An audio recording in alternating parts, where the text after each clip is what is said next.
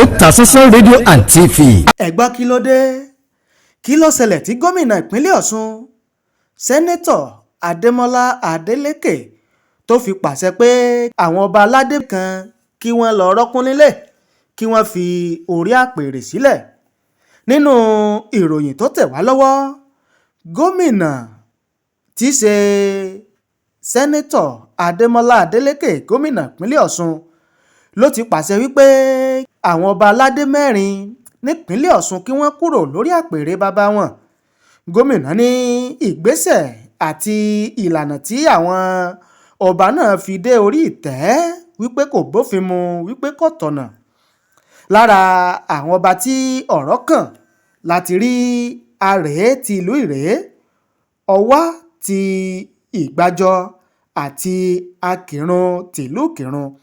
Nínú àtẹ̀jáde tí alákòóso fọ́rọ̀ ròyìn àti ìlàráàlú lọ́yẹ̀ ọ̀nàrẹ́bù Kọ́lápọ̀ Álímì tí wọ́n fi síta lọ́jọ́rú Thursday ọjọ́ 18 oṣù kínní ọdún 2024, wọ́n ní gómìnà ìpínlẹ̀ Ọ̀ṣun Ademola Adeleke ipò ṣe ìpinnu náà lẹ́yìn àbọ̀wádìí táwọn ìgbìmọ̀ tí wọ́n ṣe iṣẹ́ òfíntótó lórí bí àwọn ọba aládé náà ṣe dórí ìtẹ́ gẹ́gẹ́ bí gómìnà ṣe pa wọ́n láṣẹ ní ìbẹ̀rẹ̀ ìṣèjọba rẹ̀ nínú ọdún 2022 nígbà náà.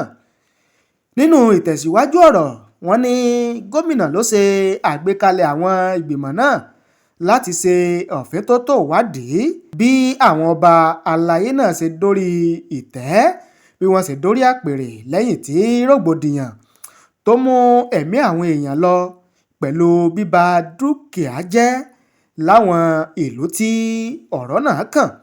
Ní báyìí oríṣiríṣi àwọn èèyàn ni wọ́n ti wá ń sọ̀rọ̀, ni wọ́n ti ń fi èrò tiwọn àti ìwòye tiwọn hàn lórí ìpinnu tí gómìnà Ademola Adeleke gómìnà ìpínlẹ̀ Ọ̀ṣun lórí ìpinnu tó ṣe bó ṣe pàṣẹ pé káwọn ọba aládé náà kí wọ́n kúrò lórí àpèrè, kí wọ́n fàdé sílẹ̀, kí wọ́n sì kúrò láàfin. Ẹ gbọ́ kí lèrò tiyín, kí ni ìwòye tiyín lórí ìpinnu tí gómìnà ṣe yìí? Ẹ jẹ́ ká mọ ìwòye tiyín, ẹ jẹ́ ká mọ èrò tiyín lórí ìròyìn yìí.